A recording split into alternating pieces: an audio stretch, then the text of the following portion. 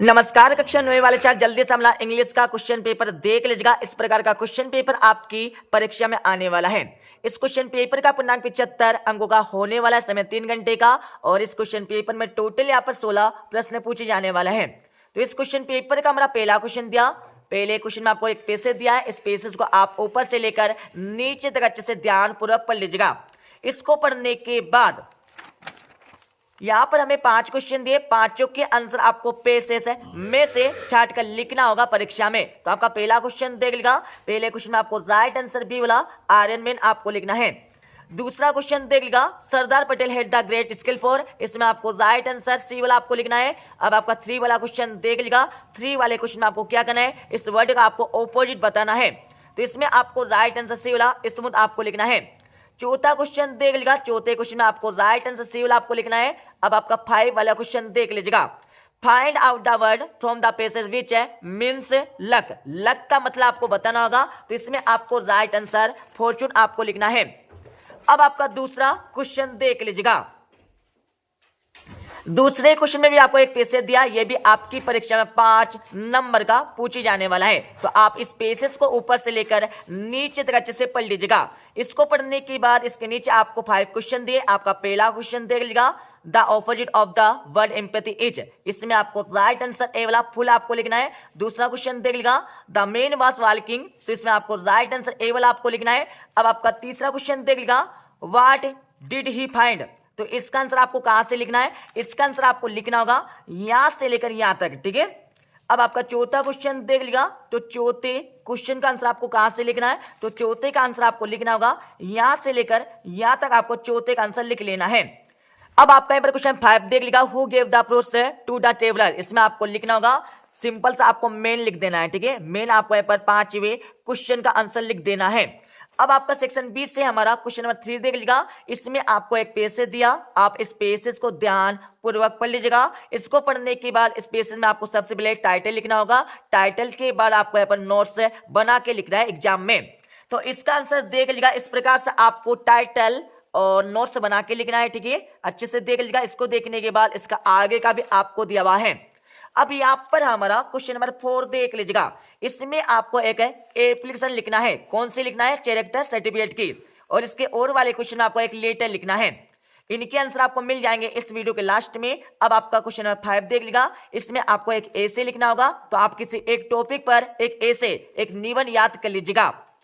अब यहाँ पर हमारा क्वेश्चन नंबर 6 से देख लीजिएगा। इसमें आपको एक पिक्चर दिया, इस पिक्चर को अच्छे से देख लीजिएगा। इसको देखने के बाद परीक्षा में आपको इसके बारे में लिखना होगा, जिससे 3 नंबर यहाँ से कंप्लीट हो जाएंगे। अब यहाँ पर सेक्शन सी से हमारे ग्रामर वाले क्वेश्चन देख लीजिएगा, जो आपकी परीक्षा में 5 नंबर के आने वाले हैं। तो आपका पहला क्वेश्चन दिया, पहले में आपको एन द का प्रयोग करना होगा। तो इसमें आपको राइट आंसर द आपको लिखना है। दूसरा आपको दिया, दूसरे में आपको राइट आंसर एनी आपको लिखना होगा। तीसरे में आपको राइट आंसर बिकम आपको लिखना है। चौथे में आपको राइट आंसर अदरवाइज आपको लिखना है। 5 वाले में आपको राइट आंसर बिकॉज आपको लिखना है। और 6 वाले में आपको राइट आंसर ऑन आपको लिखना है। 6 में सिर्फ आपको 5 के जवाब देना होगा परीक्षा में। अब आपका यहाँ पर क्वेश्चन नंबर 8 देख लीजिएगा, डू अस डायरेक्टेड एनी 5, निर्देश के अनुसार आपको इन क्वेश्चनों के जवाब देना है परीक्षा में। तो आपका पहला क्वेश्चन देख लीजिएगा। पहले क्वेश्चन आपको इसको सही क्रम में आपको जमा के लिखना है। तो इसका आंसर आप देख लीजिएगा। इस प्रकार से आपको परीक्षा में लिखना होगा, can you give me your pen, ठीक है। तो यहाँ पर हमारा पहले क्वेश्चन का आंसर आपका हो जाएगा। अब आपका दूसरा क्वेश्चन देख लीजिएगा। दूसरे क्वेश्चन में आपको क्या करना है, combine the sentence using but, आपको बट का प्रयोग करके इस सेंटेंस को कंबाइन करना होगा, जोड़ना होगा। तो इसका आंसर आप देख लीजिएगा। इस प्रकार से आपको परीक्षा में लिखना है। अब आपका यहाँ पर तीसरा क्वेश्चन देख लीजिएगा। तीसरे क्वेश्चन में आपको क्या करना है, प्रेजेंट इंडिपेंडेंट टेंस, आपको सेंटेंस को प्रेजेंट इंडिपेंडेंट टेंस में बदलना होगा। तो इसका आंसर आप देख लीजिएगा। इस प्रकार से आपको तीसरे क्वेश्चन का आंसर लिखना है। अब आपका चौथा क्वेश्चन देख लीजिएगा। चौथे क्वेश्चन में आपको क्या करना है, change the sentence into negative, आपको इस सेंटेंस को नेगेटिव में बदलना होगा। तो इसका आंसर आप देख लीजिएगा। इस प्रकार से आपको परीक्षा में लिखना है।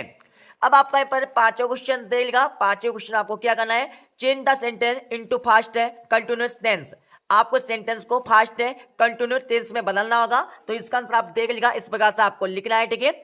और यहाँ पर हमारा 6 वाला क्वेश्चन देख लीजिएगा। 6 वाला क्वेश्चन में आपको क्या करना है, change into the passive voice, आपको इस सेंटेंस को पैसिव वॉइस में बदलना होगा।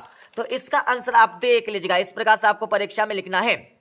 अब यहाँ पर इस पेपर का हमारा अगला क्वेश्चन दिया, question number 9, choose the correct option. आपको सही विकल्प का चयन करके लिखना होगा। यह आपकी परीक्षा में 5 नंबर का क्वेश्चन पूछे जाने वाला है। तो आपका पहला क्वेश्चन दिया है हाउ ओल्ड इज मार्गी, तो इसमें आपको राइट आंसर बी वाला 11 ईयर आपको लिखना है। दूसरा क्वेश्चन आपको दिया है, दूसरे क्वेश्चन में आपको राइट आंसर सी वाला रेड फोर्ट आपको लिखना है।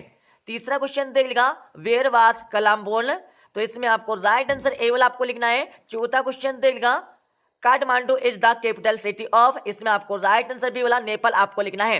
अब आपका क्वेश्चन 10 का ए वाला क्वेश्चन देख लीजिएगा, इसमें आपको एक काव्यांश दिया, इस काव्यांश को पूरा ऊपर से लेकर नीचे तक अच्छे से पढ़ लीजिएगा। इसको पढ़ने के बाद इसके नीचे आपको 3 क्वेश्चन दिए। आपका पहला क्वेश्चन देगा the lesson from which the above action has been taken is, तो इसमें आपको राइट आंसर सी वाला द साउंड ऑफ म्यूजिक आपको लिखना है। दूसरा क्वेश्चन देख लीजिएगा, तो दूसरे क्वेश्चन में आपको राइट आंसर, दूसरे में आपको राइट आंसर यहाँ पर लिखना होगा, यहाँ पर ए वाला आप लगा लीजिएगा, ठीक है। उसके बाद आपका तीसरा क्वेश्चन दिया, तो तीसरे क्वेश्चन में आपको राइट आंसर यहाँ पर लिखना होगा सी वाला हुड। अब आपका क्वेश्चन नंबर 10 का बी वाला क्वेश्चन देख लीजिएगा, इसमें आपको पोएम्स की लाइनें दी गई है, इनको अच्छे से पढ़ लीजिएगा। इनको पढ़ने के बाद इसके नीचे आपको 3 क्वेश्चन दिए। आपका पहला क्वेश्चन देख लीजिएगा, पहले क्वेश्चन में आपको राइट आंसर सी वाला आपको लगाना होगा, और दूसरा क्वेश्चन देख लीजिएगा, दूसरे क्वेश्चन में आपको राइट आंसर डी वाला आपको लगाना है। और इसके साथ आपका तीसरा क्वेश्चन दिया, तीसरे क्वेश्चन में आपको राइट आंसर सी वाला आपको लगाना है, ठीक है। अब आपका यहाँ पर क्वेश्चन नंबर 11 दिया है, इसमें आपको 7 क्वेश्चन दिए, सातों में सिर्फ आपको 6 क्वेश्चन के जवाब देना होगा परीक्षा में, तो आप इनके आंसर आईएमपी समझकर पढ़ लीजिएगा।